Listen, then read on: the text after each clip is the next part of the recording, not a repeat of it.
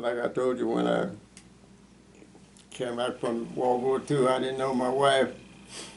I hadn't seen her. But that's the only,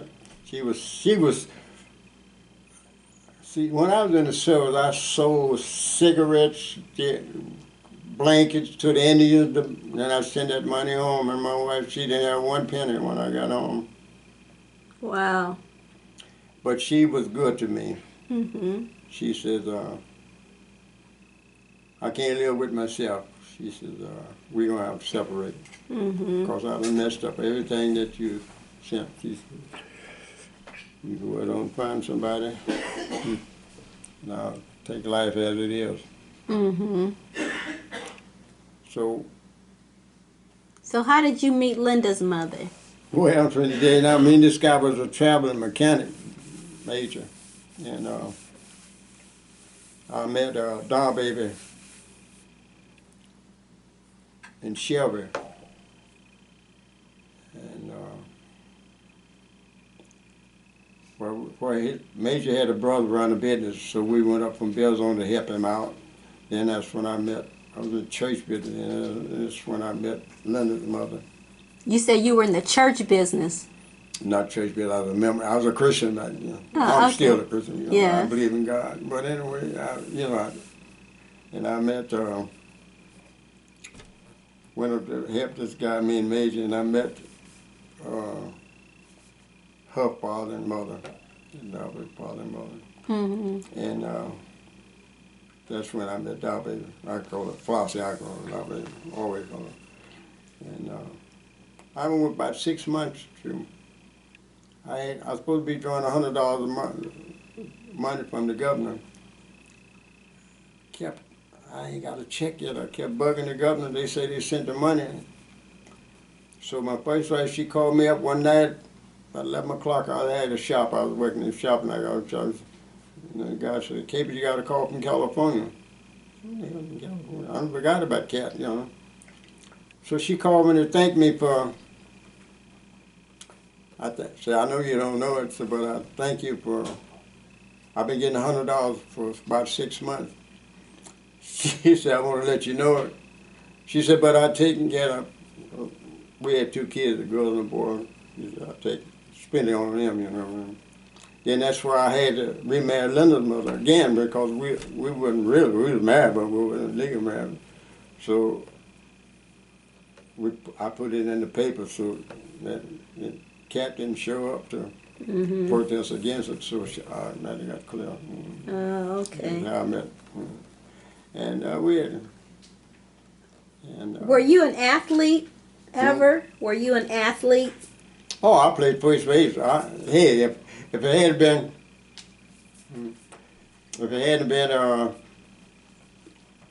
segregated, like, see, we made, when I was in school, the time I went to school, we made our own baseball bats, we made our own balls, you know. I was first baseman. This is down in Mississippi. Oh, okay. So you was a good baseball player, huh? Oh, I loved baseball. So did you ever used to see any of the Negro League games? No, I remember the Negro Leagues, you know. Mm-hmm. But, Jackie Robinson, all them guys, yeah. Mm-hmm. What kind of music did you used to listen to back in the day? Who was some of your... I'm the blues man, yeah. Oh, okay. B.B. King, Albert King, and all. I'm a blues man because it's an everyday life, you know.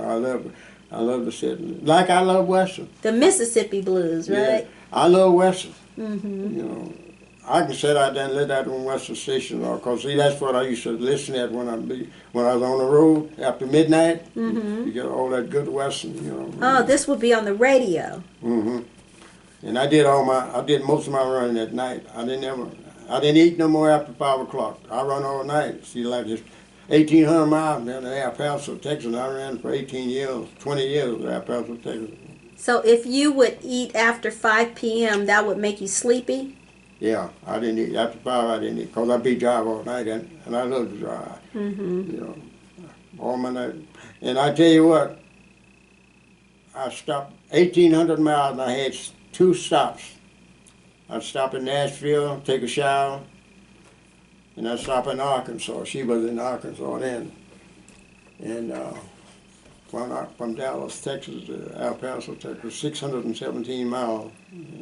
Wow, that's impressive. Yeah. Well, the reason I asked you if you were an athlete, because your sons, Tony. they were great athletes. Tony and Kate, they would cry and hug each other because I think Tony was a pitcher. If he fan out Kate would cry, you know, they'd hug each other. Now, them was two guys, they loved each other. Mm-hmm. And they was back to back.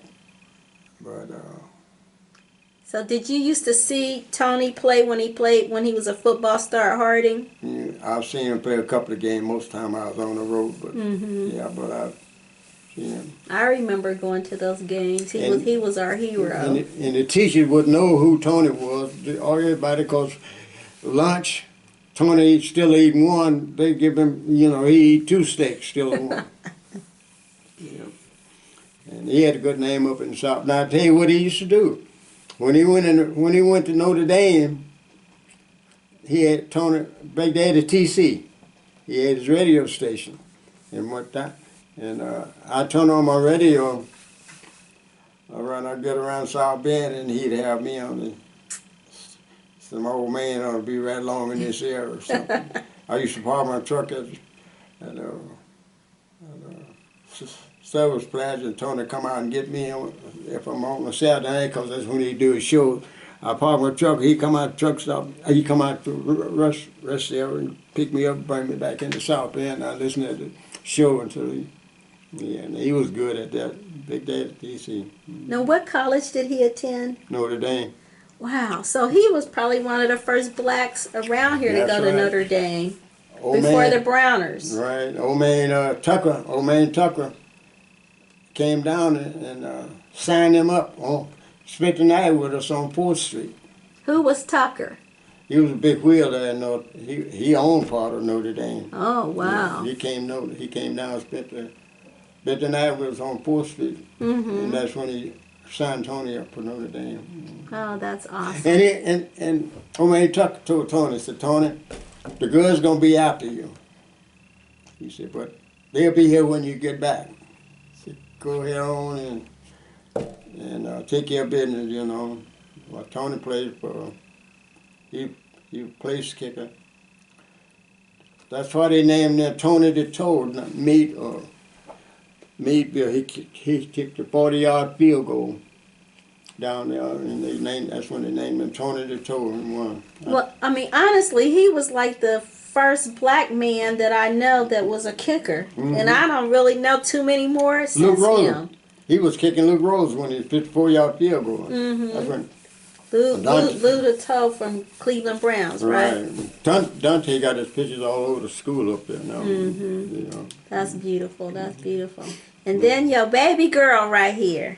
She was always one of the best dressed girls at Warren Western Reserve High School. Right, yeah. That's my baby.